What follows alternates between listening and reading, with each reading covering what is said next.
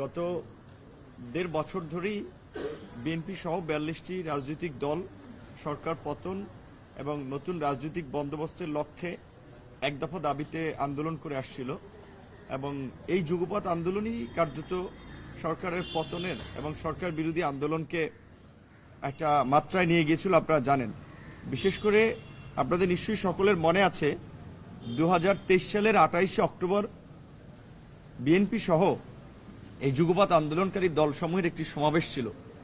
সেই সমাবেশকে কেন্দ্র করেও কিন্তু বিরোধী দলের প্রায় ৩০,০০০ নেতাকর্মীকে গ্রেপ্তার করা হয়েছিল এবং সেই সময়ের কৃষি মন্ত্রী জনাব আব্দুর রাজ্জাক পরিষ্কারভাবে বলেছিলেন যে তাদেরকে জেলে না ভরলে নির্বাচন করা সম্ভব নয়।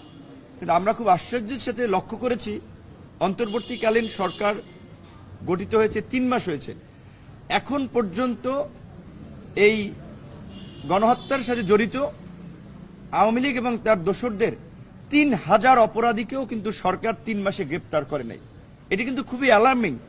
একদিকে সমস্ত গণতান্ত্রিক শক্তি রাজনৈতিক দল পরিষ্কারভাবেই বলছে যে যেখানে আওয়ামী লীগ ১৪, ১৮ এবং ২৪ তিনটি নির্বাচনে জনগণকে তাদের ভোটাধিকার থেকে বঞ্চিত করেছে, ৩টি নির্বাচনে তারা গণতন্ত্রের বাইরে গিয়ে তারা তাদের মন গড়া একটা নির্বাচন করেছে। কাজেই আওয়ামী লীগ অন্তত আগামী ৩টা নির্বাচনের বাইরে থাকবে, এটা কিন্তু কমন ইকুয়েশনের মতো একটা বিষয়। তারপরেও আমরা বলছি যে সেটার দিকে না গিয়ে আমরা আইনের মাধ্যমে একটা বাস্তবায়ন চাই যে গণহত্যায় জড়িত রাজনৈতিক দল হিসেবে আওয়ামী লীগ এবং তার দোসর তাদেরকে নিষিদ্ধ করা এবং তারা যেন আগামী নির্বাচনে অংশগ্রহণ করতে না পারে সেই বিষয়ে পদক্ষেপ নেওয়া। যেহেতু এই আন্দোলনে বিএনপি একটি বড় এবং গুরুত্বপূর্ণ স্টেক হোল্ডার, তাদের সাথে আমরা আন্দোলন করছি। সরকার এখন পতন হয়েছে, এখন নতুন সরকার গঠিত হয়েছে। এই সরকার ভালোভাবে চলুক, দেশকে একটা সঠিক পথে নিয়ে যাবে এবং দ্রুত সময়ের মধ্যেই একটা অবাধ সুষ্ঠু নিরপেক্ষ নির্বাচনের পরিবেশ তৈরি করে একটা নির্বাচিত সরকারের হাতে ক্ষমতা তুলে দিবে, সেটা আমরা প্রত্যাশা করি।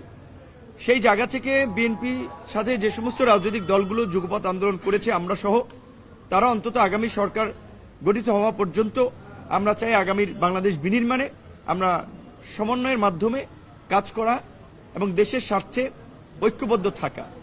সেক্ষেত্রে রাষ্ট্রপতির পদত্যাগ ইস্যুকে কেন্দ্র করে যে জটিলতা তৈরি হয়েছে, সেখানে কিন্তু গণ অধিকার পরিষদ শুরু থেকেই তাদের পরিষ্কার বক্তব্য যে বর্তমান প্রেক্ষাপটে রাজনৈতিক আলোচনা জাতীয় ঐক্যমত্য ছাড়া রাষ্ট্রপতি অপসারণ কিংবা কোনো ধরনের সিদ্ধান্তে পৌঁছানো যাবে না। এই যে সার্চ কমিটি হয়েছে, নিশ্চয়ই নির্বাচন কমিশন গঠিত হবে। এখন এখানে ব্যক্তি পর্যায়ের প্রতিষ্ঠান একটা প্রস্তাবনা দিতে পারে, কিন্তু রাজনীতিতে তো রাজনৈতিক দলগুলো আসলে জনগণ তাদের সাথে, তাদের সুসংগঠিত কাঠামোর মাধ্যমে সারা দেশের সমর্থকদের মাধ্যমে জনগণ তাদের সাথে কানেক্টেড। সুতরাং সেখানে যদি রাজনৈতিক ঐক্যমত্য তৈরি না হয় তাহলে কিন্তু নির্বাচন কমিশন আসলে গঠিত হলে সেটা সঠিকভাবে ফাংশন করতে পারবে না। দেশের সামগ্রিক পরিস্থিতি নিয়ে আমাদের আলোচনা হয়েছে। রাষ্ট্রপতিকে সরালে কিংবা বিপ্লবী সরকার গঠিত হলে যেটি সুযোগ ছিল ৫ই আগস্টের পরে, সেটি তো এই আন্দোলনকারী ছাত্রদের নেতৃবৃন্দ একটা অবাধ সুযোগ ছিল, তারা কিন্তু সেই সময় চিন্তা করে নাই। আনকন্ডিশনাল সাপোর্ট কিন্তু বিএনপি সহ আমরা সবাই দিয়েছিলাম।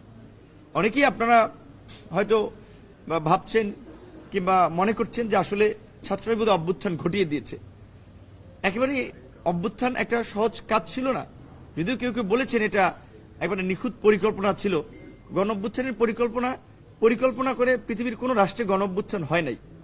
যাই হোক, গত ১.৫ দশকে রাজনৈতিক দলের উপরে যে অত্যাচার নির্যাতন, সেটার পরেও যে রাজনৈতিক দলগুলোর যে প্রতিরোধ এবং প্রতিবাদ, সেখানে অবশ্যই বিএনপি সবচেয়ে বেশি ভুক্তভোগী। গত ১.৫ দশকের এই ফাঁসিবাদের আমলে জামাত সহ অন্যান্য রাজনৈতিক দল, গণ অধিকার পরিষদ, তারপরেও ফাঁসিবাদের পতনে তাদের ধারাবাহিক লড়াই সংগ্রাম এবং এই যে গণ অভ্যুত্থান যেই ইস্যুকে কেন্দ্র করে সৃষ্টি হয়েছে কোটা সংস্কার আন্দোলন, সেই আন্দোলনের পাটাতনটা তো আমরাই তৈরি করেছি। এবং এই 18 সালের আন্দোলনে এই আন্দোলনকে কিভাবে গতিশীল করা যায়, বেগবান করা যায়, ছাত্রদেরকে সম্পৃক্ত করা যায়, জনগণকে সম্পৃক্ত করা যায়, আমরা বিএনপি ঢাকাস্থ নেতৃবৃন্দ থেকে শুরু করে, তখন ভারতে ছিলেন সালাউদ্দিন সাহেব কিংবা যুক্তরাজ্যে অবস্থানরত বিএনপির চেয়ারম্যান জনাব তারেক রহমান, সবার সাথে সমন্বয় করে কিভাবে কোথায় প্রতিরোধ গড়ে তোলা যায়, ছাত্র দলকে কিভাবে এই আন্দোলনে কানেক্ট করা যায়, শিবির, অন্যান্য রাজনৈতিক দল, এই কাজগুলো কিন্তু বিএনপি সহ বিশেষ করে গণ অধিকার পরিষদ পেছন থেকে একটা বড় ভূমিকা রেখেছে। এগুলো আমরা এখন বলতে চাই না, কথা বললে অনেক কথা বলা লাগবে। আমরা বলতে চাই এই কারণে যে এখন গণ অভ্যুত্থানের নেতৃত্ব দিয়েছে কিংবা গণ অভ্যুত্থান ঘটেছে, কিছু মানুষ সামনে ছিল, তাই বলে একেবারে তারা যা ইচ্ছা তাই বলবে, যা ইচ্ছা তাই করবে আর সেটা রাজনৈতিক দলগুলো আমরা মেনে নেব, সেটা কিন্তু না। কোনোভাবেই দেশে জাতীয় ঐক্য এবং সংহতি বিনষ্ট হয়, ফ্যাসিবাদের পুনর্বাসনের সুযোগ তৈরি হয়, এমন কোনো কাজ কিন্তু রাজনৈতিক দলগুলো কোনোভাবেই সমর্থন দিবে না এবং করবে না। সেই সমস্ত বিষয় নিয়ে বিএনপির সাথে আমাদের বিস্তর আলাপ আলোচনা হয়েছে। সকল রাজনৈতিক দলের নেতৃবৃন্দের প্রতি একটা সহনশীল বার্তা পৌঁছে দেব এবং আমাদের সবার জায়গা থেকে সেই মেসেজটি দিতে হবে যেন আওয়ামী লীগের আমলে জনগণ যেভাবে তাদের প্রতি ক্ষুব্ধ ছিল, তাদের প্রতি তাদের কর্মকাণ্ডে বিরক্ত ছিল, বর্তমানে গণঅভ্যুত্থান পরবর্তী বিশেষ করে যুগপৎ আন্দোলনের দলসমূহের নেতা কর্মীরা যেন দায়িত্বশীলতার সাথে জনগণের সাথে সম্পর্ক তৈরি করে এলাকাকে যেন জনগণের জন্য কাজ করে। যেহেতু একটা অন্তর্বর্তীকালীন সরকার গঠিত হয়েছে, সরকার তারা চালাচ্ছে, রাষ্ট্র তারা চালাচ্ছে, আমরা সহযোগিতা করতে চাই। কাজে সরকারের প্রতি আমাদের আহ্বান থাকবে, অনুরোধ থাকবে যে রাজনৈতিক দলের সাথে আলোচনা এবং সমন্বয় ছাড়া যেন কোনো গুরুত্বপূর্ণ সিদ্ধান্তে তারা না পৌঁছান।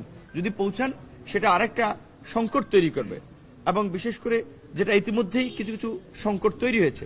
এবং অবশ্যই আমরা চাই যে আগামীতে একটা জাতীয় ঐক্য এবং সংহতির মধ্যে দিয়ে একটা নতুন সরকার গঠিত হোক।